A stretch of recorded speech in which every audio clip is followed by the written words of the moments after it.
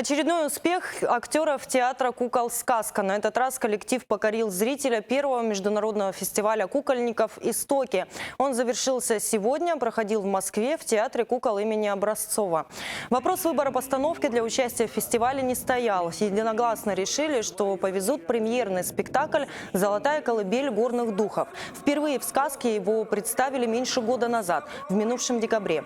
В основе лежит не конкретный сценарий или литературное произведение, а фольклор, легенда, передаваемая из поколения в поколение, которую однажды поведала заслуженной артистке России, писателю, драматургу Алисе Кызласова ее бабушка.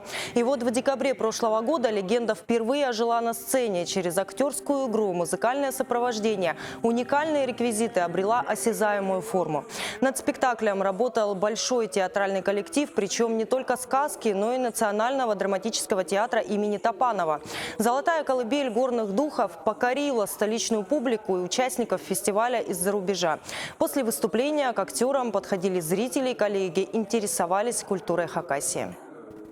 Это абсолютный эксклюзив. Абсолютный. То есть никогда никто не ставил. Мы посмотрели разнообразие разных культур, что для нас полезно. Ну и показали свою. И самое главное, что показали очень достойно.